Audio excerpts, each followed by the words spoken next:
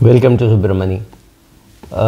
If you see my videos, about 1% or 2% of the videos, maximum of 2% of the videos would be on debt and repayment of debt. I largely believe that most of the people whom I deal with, not the people who watch my videos, are way beyond debt. They don't borrow for anything, and they only convert from one asset class to other. So they would sell their mutual funds or equity shares and buy a car or a house or things like that. So they are not really in the debt repayment thing. But I realize that maybe their children or their employees who watch the channel may not be in that luckier situation, and they would be much younger. So so I realize that when they have debt, what are the steps that are to be taken? First of all, you have to stop being in denial that you are in debt. If you are in debt, you are in debt. You know, you can't escape thinking that I will believe I'm not in debt, right? That kind of a thing doesn't happen. You have to first accept that you are in debt. Second, like Alcoholics Anonymous, you have to go, when you start your Alcoholic Anonymous journey, the first step is to own up, saying, yes, I am an alcoholic and I need help. Because if you don't accept that you need help, you will never seek help. So step one is to accept that you are in debt, and second, do a quick analysis of what got you into debt. So a lot of people who got into debt over the last 2-3 years have been victims of COVID and not having adequate medical insurance. So if you had a medical insurance of say 5 lakhs and you actually ran up a bill of 35 lakhs, there is no way what would have you done, and you did not have enough assets to sell. Obviously you would have got into debt. So this could be a genuine problem where people had no choice what to do, and therefore they got into debt. Other than that, there could be just lifestyle choices that you made. You overspent, or you overspent just once. You went out. I mean, this happened to a friend's son.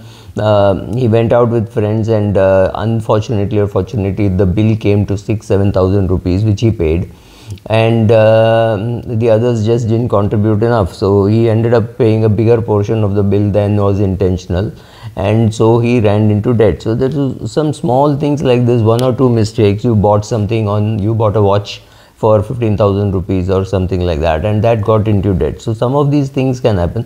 So find out, is it a one-time mistake, or is it a lifestyle choice mistake? Right, you're spending more than what you're earning. So if you're earning 20,000 and you're spending 22,000, you will obviously get into debt. Then find out, then sit down and analyze as to what you will do to get out of debt, right? So first is to stop adding to the debt. Don't use your credit card. I have 2 credit cards. The one credit card which has already run up into debt, just lock it up. Don't use it at all. Just repay as fast as you can. Use the other credit card, and if you have only one credit card and you're already running behind the payment schedule, then talk to your parents, talk to somebody, find out what they can do. Like for example, if the debt amount is very small and your parents can help you, then maybe you should take a small loan from your parents and start repaying them also. It is not just that you take 6,000 rupees or 20,000 rupees from them, repay the card and say, oh, I'll go back to my bad ways, right? Don't do that.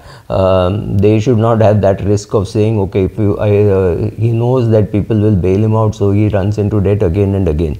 So it should not be like that. It has to be a one-time thing that you do, and you should start repaying your parents also. So if you have a 20,000 rupee debt, which you would have repaid as 2,000 rupees per month or 3,000 rupees per month, then you take 20,000 from your parent, repay the loan, and start repaying the parent of say 2,500 per month or 3.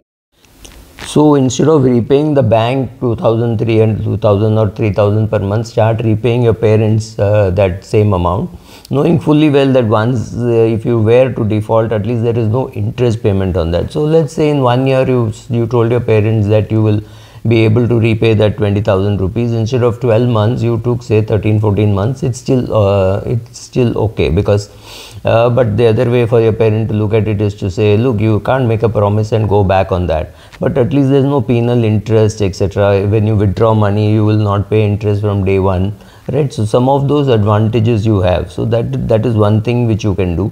And if it is a lifestyle change that has to be made, so make sure that you make that lifestyle change.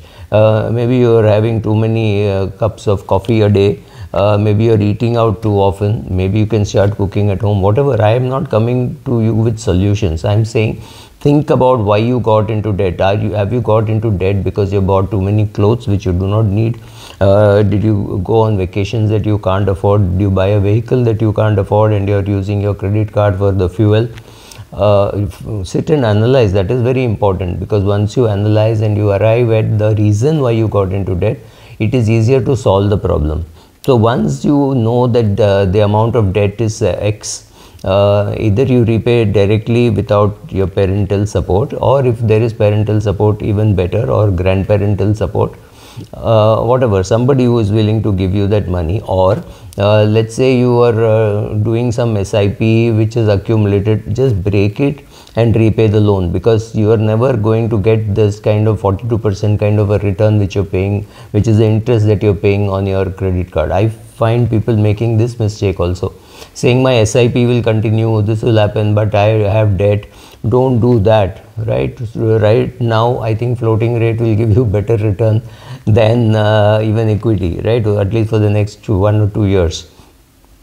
But it doesn't mean that you should stop your SIP just to repay a 5,000 rupee debt. If it's a 5,000 rupee debt, you can stop your SIP for 1 month, repay the debt and come back to doing your SIP. But if the amount is very big, you will have to stop your SIP, sell off your assets, repay the loan, because 42% return is not what you're going to get ever in any equity fund.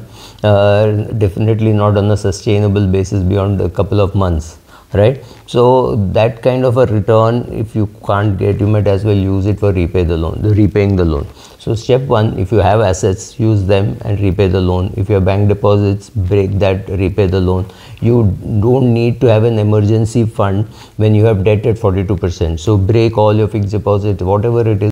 So make a list of your loans, see which is the most expensive loan, repay that first. Normally it is the credit card loan which would be the most expensive. Second, if you have taken some personal loans for, say, going on a vacation or buying anything, right? Even for making a down payment for a car, if you have used a personal loan, that will be more expensive than the car loan. So repay that loan and then start repaying the car loan, because the car loan is also hurting you. But car loan, normally the interest should have already been paid upfront. So if it's a 2-year loan, don't bother too much about it. And then if you have a mortgage for a home mortgage, that is the last priority for you to repay, right? And below, never repay. If it is about 25 lakhs loan left, whatever stage of your life you are, let it remain, because at least a portion of the cost of the interest is being set off against your income. So broadly, this is how you should be handling your debt. I'm sure there are other videos, and if there are queries, you please ask me.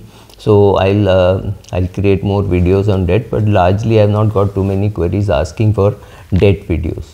Thank you.